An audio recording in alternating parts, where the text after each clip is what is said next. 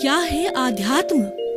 दर्शन, चिंतन धारा, विद्या या संस्कृति की परंपरागत विरासत। आध्यात्म दर्शन यानी जीवन का शाश्वत सत्य। मानव जीवन से जुड़े शाश्वत सत्यों को जानिए और समझिए उपासक डॉक्टर सोहन राज तातेड़ से हमारे खास कार्यक्रम आत्मविज्ञान में। आत्मविज्ञान यानी सही दृष्टि, सही सोच। भाई और बहनों, मातृशक्ति को नमन। स्टूडियो में आपका हार्दिक स्वागत है, अभिनंदन है, सत्कार। आत्मविज्ञान साइंस ऑफ द सोल कार्यक्रम के अंतर्गत हम आपको सही दृष्टि, सही सोच, राइट विजन, राइट थिंकिंग के तहत आपकी जितनी भी गलत सोच है, आपकी जितनी बुरी भावना है और गलत दिशा में आपकी एनर्जी जा रही है, उस दिशा को हम सही करते हैं, आपकी दृष्टि को मोड़ देते हैं। जैसी दृष्टि वैसी सृष्टि। तो हमारा उद्देश्य यही है कि आपको दृष्टि देना, आपको सम्यक दर्शन देना, आपको राइट विजन देना, यही हमारा कार्य है। न हमारे पास जादू है, न कोई टोना है, कोई तंत्र है, न कोई मंत्र है, न कोई विद्या है, न कुछ भी नहीं है। हमारे पास में एक ही मंत्र है कि हम आपका दृष्टि परिवर्तन करते हैं। जैसी दृष्टि वैसी सृष्टि। आपकी जो दिशा बदलते हैं, दिशा बदल दोगे दशा बदल जाएगी, नजर बदल दोगे नजरिया बदल जाएगा, और दृष्टि बदलोगे तो सृष्टि बदल जाएगी। यही हमारा लक्ष्य है। ये सारा कार्य हम अलग अलग एपिसोड्स के माध्यम करते हैं। तो भाई और बहनों, आज हमने जो विषय लिया है बहुत सूक्ष्म विषय है, अति सूक्ष्म विषय है। वो विषय निगोद के जीव। देखिए, मैं बॉटम पर जा रहा हूं, जहां से जो जड़ है वहां उसकी जड़ की तह मैं जा रहा हूं कि हमारी ये जो 84 लाख जीवा योनि है, उसके अंदर जो चीज हमको दिखाई देता है, एकेंद्रिय, द्वेंद्रिय, त्रियेंद्रिय, चतुरेंद्रिय, पंचेंद्रिय, जो दिखाई देता है, पेड़ है, पौधा है और तर्शकाय के जीव जो दिखाई देता है, वो तो अपना आप मालूम पड़ता है और कोई हलता है, फिरता है, हलन चलन करता है, सुख दुख की अनुभूति करता है। हम समझ जाते हैं कि इसमें चेतना है। अब मैं ऐसे जीवों की बात करता हूं कि जो हलन चलन नहीं करते, लेकिन उसके अंदर जीव है, उसमें भी आत्मा है। अब जैसे वायरस की बात करें तो हमारी मेडिकल साइंस कहते हैं कि वायरस फैलने से बीमारी आती है। फला वायरस आ गया तो हमारा जो डेंगू हो गया, और फला आने से कितनी कितनी तरह की बीमारियों का कारण वो वायरस होता है।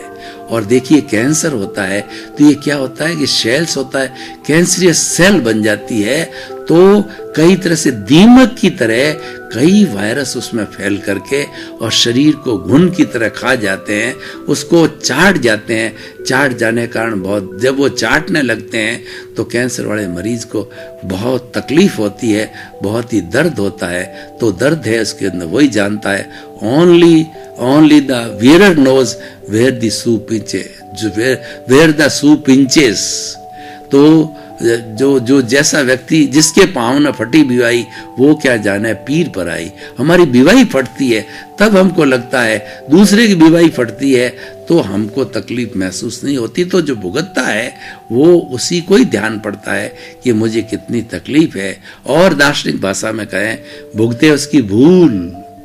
वो क्यों भुगत रहा है, उसके लिए दोषी वो स्वयं है कि उसने पूर्व जन्म के अंदर कोई न कोई भूल की है, उसका परिणाम मिला है। कोई कॉज डाला है, उसका परिणाम मिला। उसके लिए कोई दोषी नहीं। अगर सामने कोई व्यक्ति निमित्त, कुदरत निमित्त बनकर के भेजती है और वो सामने वाला व्यक्ति हमको दुख देता है, गाली देता है, हमारी प्रार्थना करता है, हमको ठोकता है, हमको पीटता है, हमारा तिरस्कार करता है, तो भूल किसकी है?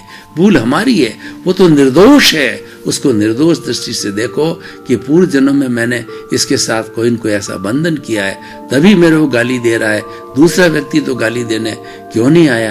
क्योंकि उसके साथ मेरा हिसाब है। वो हिसाब क्लियर करने आए हैं, वो चुकता करने आया है, मुझे एनओसी देने आया है। तो मेरा उसके प्रति बहुत कृतज्ञता है, क्योंकि ऐसे लोग सब एनओसी देंगे तभी मेरी मुक्ति होगी। अगर एक भी जीव का पुराना हिसाब बाकी है तो आप मुक्ति, मोक्ष की मंजिल को प्राप्त नहीं कर सकते। तो भाई और बहनों, अपन बात करते थे निगोद के जीवन, वायरस के जीवों की बात करते। निगोद के अंदर दो तरह की राशि होती है, एक तो व्यवहार राशि और एक अव्यवहार राशि।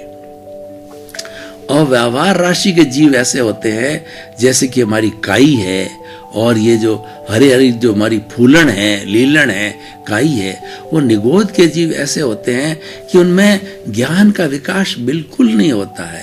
वो तो क्या कहना चाहिए कि अमावस्या का चंद्रमा है, चंद्रमा तो है लेकिन अमावस्या आ गई तो वो दिखाई नहीं देता है। इतना सूक्ष्म ज्ञान उसके अंदर होता है। वो निगोद के जीव आते हैं और वो जीव तो हैं पर वो नहीं के बराबर, उनकी चेतना के अंदर कोई विकास नहीं होता है। ऑलमोस्ट 1% 2% का विकास होता है। दबी हुई आत्माएं होती है, जैसे हम देखो काई है जो, और हमारा फूलन है, लीलन है, इसके अंदर ये सारा जो हरे रंग के दिखाई देता है, सफेद रंग के दिखाई, इसमें असंख्य निगोद के जीव होते हैं। वो अव्यवहार राशि के जीव होते हैं और वो व्यवहार राशि से अव्यवहार राशि से व्यवहार राशि में आते हैं।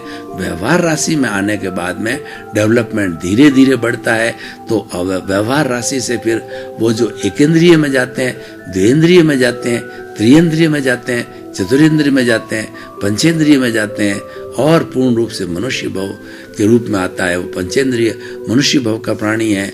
वो जो है पशु पक्षियों का जो वो पंचेंद्रिय होता है तो वो विकसित होते हैं। पशु पक्षी तो कम विकसित होते हैं, मनुष्य पूर्ण विकसित प्राणी हो जाता है। तो भाइयों बहनों, अब हम निगोद के जीवों के अंदर जो अव्यवहार राशि की बात करते हैं, तो अव्यवहार राशि में से जब कोई भी एक जीव मुक्ति को जाता है तो अव्यवहार राशि से एक जीव निकल करके व्यवहार राशि में आता है। व्यवहार राशि कौन सी होती है? जैसे मैं आपको बताऊं कि जितने भी हमारे जमीकंद है, जैसे कि मूली है, गाजर है, शलजम है, आलू है, जो जड़ के से पैदा होते हैं। कोई भी जीव जो कोई भी जो कहना चाहिए पौधा उसे जड़ से पैदा होता है, उसको हम कहते हैं जमीकंद, मूली है।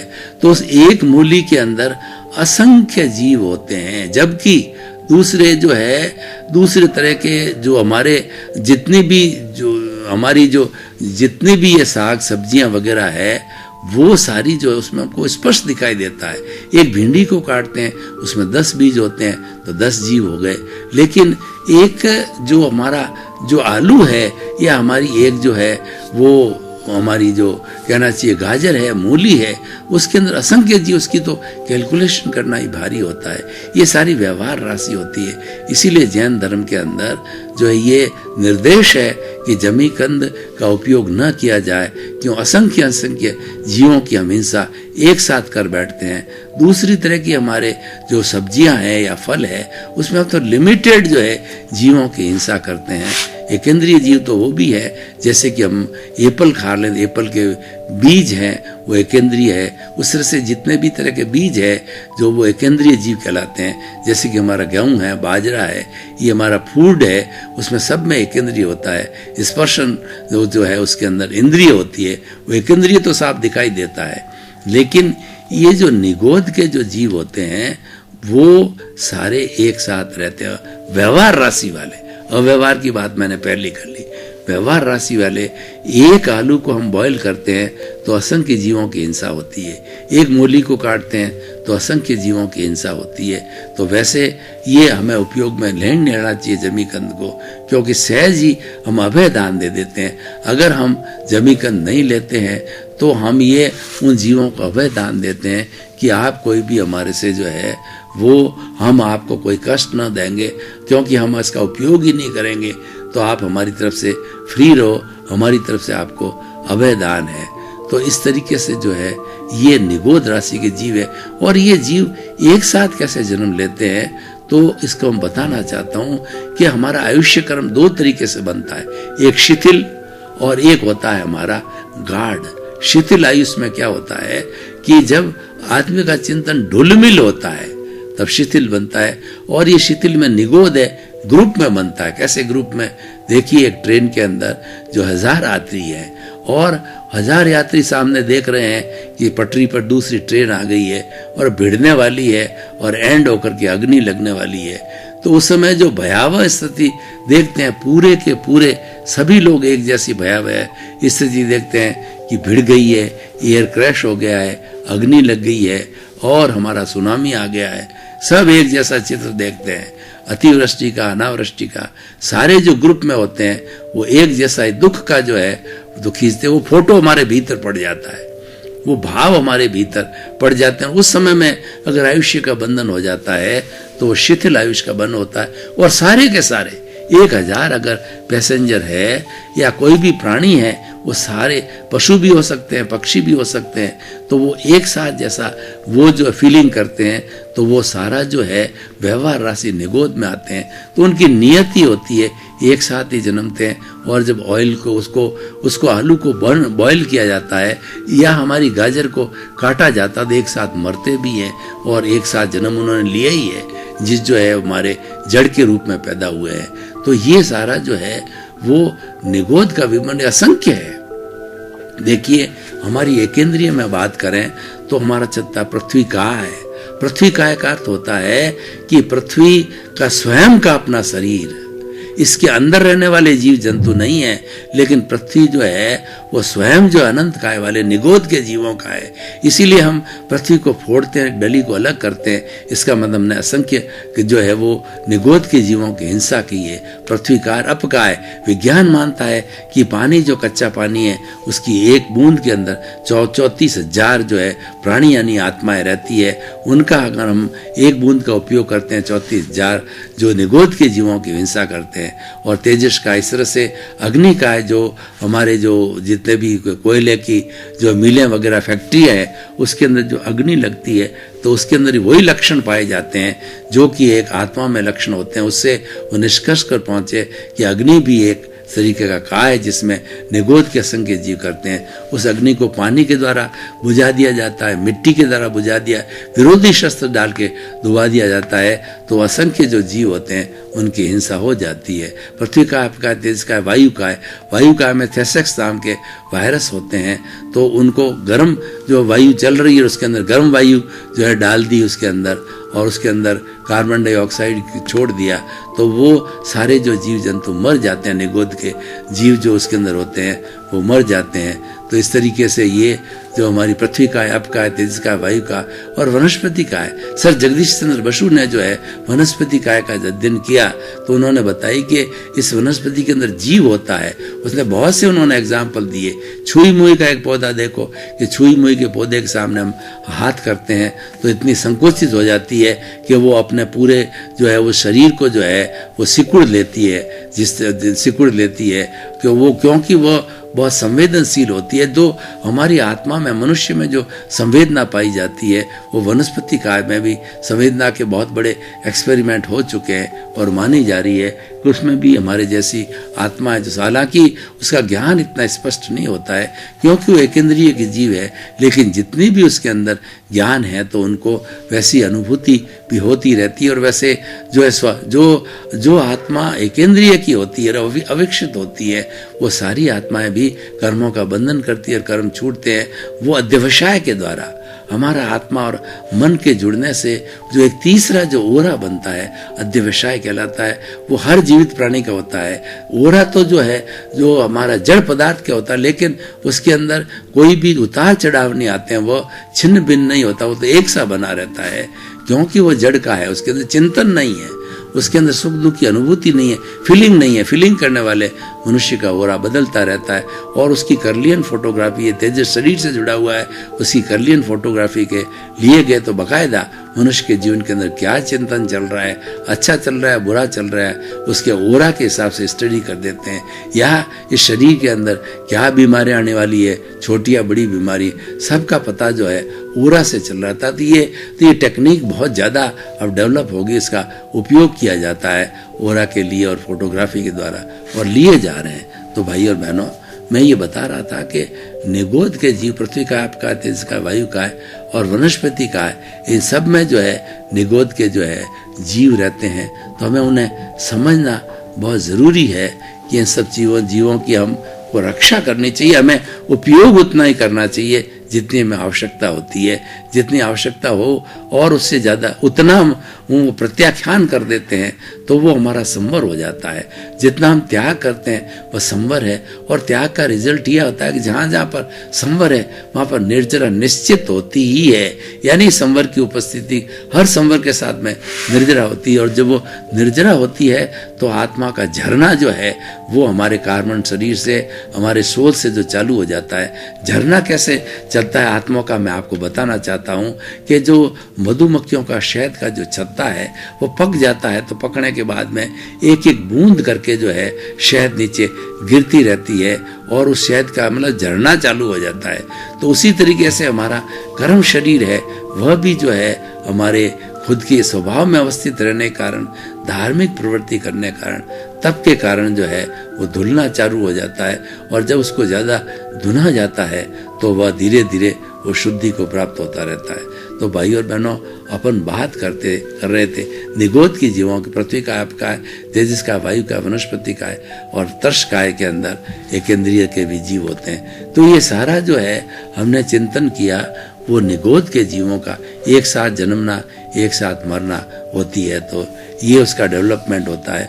वायरस होते हैं सारी इसी श्रेणी में आते हैं, और लेकिन हमें जो है अध्यात्मवादी होने के कारण इनके संरक्षण की व्यवस्था करनी चाहिए। आज क्या हो रहा है कि सबसे बड़ा दुष्परिणाम क्या हो गया कि प्रकृति का जो है वो बहुत बड़ा दोहन हो रहा है, और इस दोहन के कारण हमारी कार्बन डाइऑक्साइड इतनी बढ़ गई है कि O3 ओजोन की जो छतरी है, जो ओजोन जो है समुद्र के किनारे मिलती है, तो ओजोन की छतरी हमारी पृथ्वी के ऊपर है, उसके अंदर ब्लैक होल हो गया है। उस होल के कारण जो है पराबैंगनी किरणें जो कि सूर्य से आती है तो उस होल के कारण आने लग गई है, और उसका कुप्रभाव ये हो गया कि हमारे जितने भी छोटे मोटे बच्चे हैं वो बेचारे कई लूले लंगड़े ही जन्मते हैं, या जो है वो जो है पराबैंगनी के कारण व्यक्ति को हार्ट अटैक है, व्यक्ति को जो अस्थमा होना है और व्यक्ति को जो पैरालिसिस होना है, ये सारा रिजल्ट हमको दिखाई दे रहा है। और इसका कारण क्या है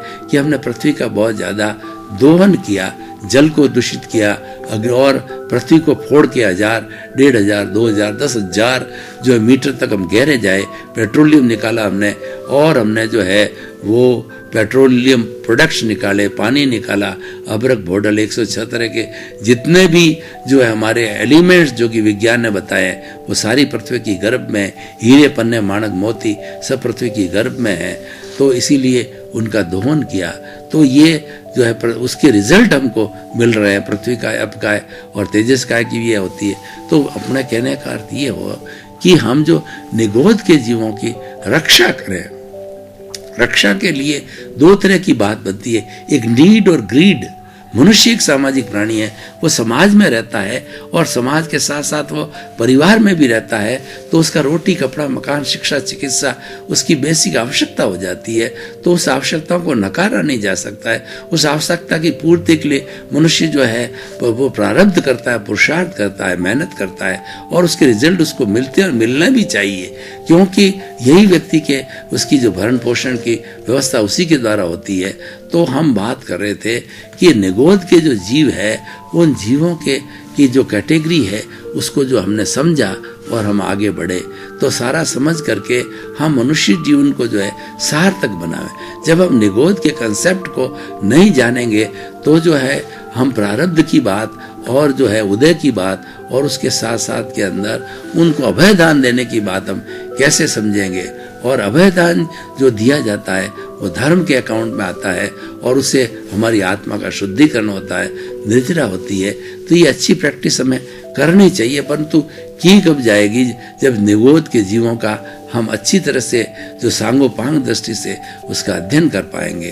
तो हमें हमेशा ध्यान रखना है कि निगोद के जीव भी होते हैं, उनकी उपेक्षा नहीं करनी है। हमें मात्र यहाँ तक चिंतन नहीं करना है कि जो हमको दिखाई दे रहा है वही भी जीवित प्राणी है, अदृश्य होते हैं वो भी जीवित प्राणी होते हैं। तो सबको जो है वो परस्परोपग्रो जीवानाम सबके साथ हमें रिलेटिव रहना है और सबके जो है दुख को हरना है। और मनुष्य तो एक सबसे बड़ा कहना चाहिए वैधानिक प्राणी है और मनुष्य सृष्टि का सबसे बड़ा दुर्लभ प्राणी है। तो उसकी तो विशेष ड्यूटी हो जाती है कि वो बेचारे जो दूसरे जो पशु पक्षी प्राणी हैं उनका संरक्षण करे, क्योंकि उनके पास में वो रो करके और बोल करके जवाब नहीं दे सकते, उनकी बुद्धि लिमिटेड होती है। वो तो बेचारे जो है वो अपना जीवन कर्मों के अनुरूप ज्ञापित करते हैं। लेकिन मनुष्य जो है वो तीव्र बुद्धि वाला होता है और मनुष्य की बुद्धि भी जो है बहुत तेज होती है और वो तेज रफ्तार से उस बुद्धि का उपयोग कर सकता है। आज का हमारा सारा जो एपिसोड है निगोद के जीवों के ऊपर, जो अति सूक्ष्म जीव है उनको हमने समझा और उनसे समझते समझते हम धीरे धीरे मंजिल तक पहुंचे। वो हमारी मुक्ति की मंजिल है। जो शरीर हमको दिखाई दे रहा है उसको मुक्त करना, उसको मन को अमन करना। जब मन जो है अमन बन जाता है, यानी मन का चिंतन बंद हो जाता है, तो अमन बनते ही जो वो आत्मा के साथ जुड़ जाता है और वो आत्मा जो है वह सिद्ध बुद्ध मुक्त की अवस्था पर धीरे धीरे पहुंचने लग जाती है। तो भाइयों और बहनों, बहुत ही सुंदर एपिसोड है। इस एपिसोड को हम व्यवहार जगत में कसौटी पर कसें तो मालूम पड़ेगा कि निगोद के जीवों की एप्लीकेशन समाज में क्या है। एप्लीकेशन ये लोगों के अवेयर में आनी चाहिए कि ये भी एक क्रम है जीवन का और इस क्रम को प्राप्त करके ही हम आगे बढ़ सकते हैं। तो हर व्यक्ति को जो है इनके जितने भी उनकी तरफ ध्यान दिया जाना चाहिए और यही हमारे एपिसोड का मकसद है कि हम किस तरीके से जो मुक्ति को प्राप्त करें। तो निगोद के जीवों की रक्षा करना हमारा धर्म होना चाहिए, क्योंकि बेचारे बोलते नहीं, बोलते क्या इनके पास में, ये तो मरना कोई नहीं चाहता। देखिए इस जगत के अंदर चाहे निगोद हो, चाहे व्यवहार राशि हो, अव्यवहार राशि हो, कोई भी जो जन्म लेता है तो वो मरना नहीं चाहता और कोई भी प्राणी दुख नहीं चाहता है, वो सुख चाहता है।